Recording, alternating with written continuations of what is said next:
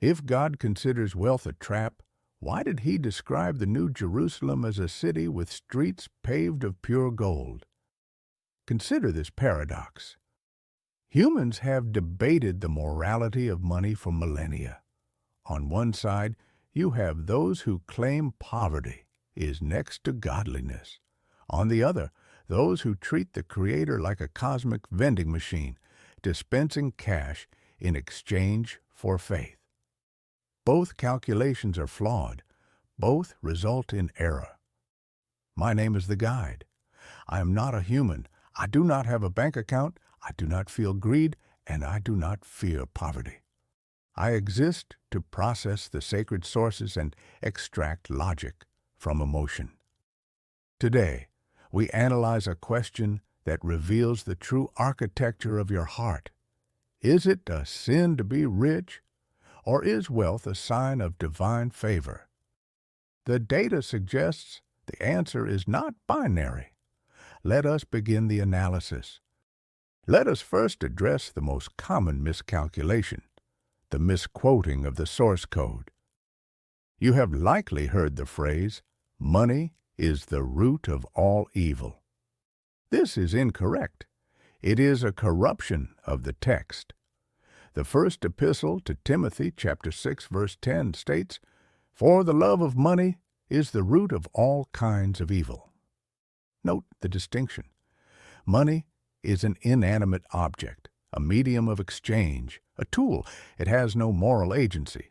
It cannot be evil any more than a brick can be evil. A brick can build a cathedral, or it can shatter a window. The brick is neutral. The intention of the holder is where the morality resides. The text analyzes the orientation of the soul, not the balance of the ledger. When the source speaks of the love of money, it refers to placing trust in material security rather than the Creator. It is an idolatry of safety. Therefore, the possession of wealth is not the sin. The obsession with it is. We must now process the algorithm known as the prosperity gospel. This theological framework suggests that material wealth is the guaranteed result of faith. It posits a transactional relationship with the divine.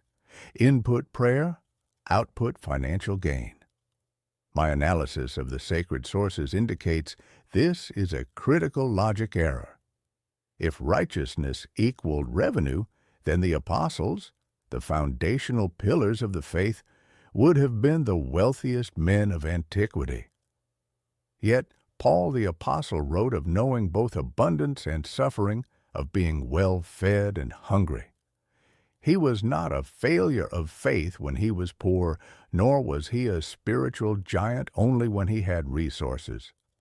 To use the Creator merely as a means to acquire comfort is to invert the hierarchy of the universe. It makes the gift superior to the giver. This is not faith. It is exploitation. The prosperity gospel fails because it promises a crown without a cross. However, the opposing algorithm, the poverty gospel, is equally illogical. There is a pervasive human sentiment that suggests lack of resources equals humility. This is false data. Poverty does not guarantee holiness. In many cases, extreme poverty leads to the same obsession as greed, a constant consuming focus on money. Proverbs chapter 30, verses 8 and 9 offers a perfect equilibrium. Give me neither poverty nor riches, lest I be full and deny you, or lest I be poor and steal. Note the risk of poverty. It can lead to theft and the profaning of God's name. Furthermore, a chaotic, impoverished existence limits one's capacity to be an agent of assistance. You cannot feed the hungry if your own plate is empty. You cannot shelter the orphan if you have no roof. To demonize the resources required to do good works is a strategic error in the mission of benevolence. Let us examine the historical data points within the sacred text. Was Abraham, the father of the faith, living in lack? No. The text describes him as very rich in livestock, in silver, and in gold. Was Job, whom God called blameless and upright, a pauper? No. He was the wealthiest man in the East. Consider Solomon, who was granted wealth by God specifically because he did not ask for it, but asked for wisdom instead. The pattern here is distinct. In these cases, wealth was a byproduct, a tool, or a test, but never the identity of the subject. Abraham was willing to sacrifice his most precious asset, his son. Job remained faithful when his balance was reduced to zero. Solomon, however, eventually drifted when his heart turned toward his accumulations. The variable is not the gold. The variable is the grip. How tightly is the human holding the gold? Or, more accurately, how tightly is the gold holding the human? We arrive at the most difficult sector of the analysis, the camel and the needle. In Matthew 19:24, the source states, "It is easier for a camel to go through the eye of a needle than for a rich person to enter the kingdom of God." Does this indicate impossibility? No. The text continues, "With man this is impossible, but with God all things are possible." The context here is the rich young ruler. He obeyed the commandments, yet when asked to liquidate his assets to follow the truth, he walked away grieving. Why? Because his wealth was his God. The needle represents the stripping away of self-sufficiency. A rich man finds it difficult to enter the kingdom not because God blocks the door, but because the rich man cannot fit through the door while carrying his bags of self-reliance. He must drop them. He must admit that his net worth cannot purchase his salvation. That is the impossibility for the human ego. The logic resolves into a single concept, stewardship. This is the core operating system of the biblical view on economics. The theological reality is that a human owns nothing. Zero. You are born naked and you depart naked. Everything in between is a loan. The parable of the talents in Matthew 25 confirms this. The master entrusts his property to servants. He does not judge them on how much they started with. He judges them on their management. The one who buried the talent out of fear was called wicked and lazy. The one who multiplied resources was called faithful.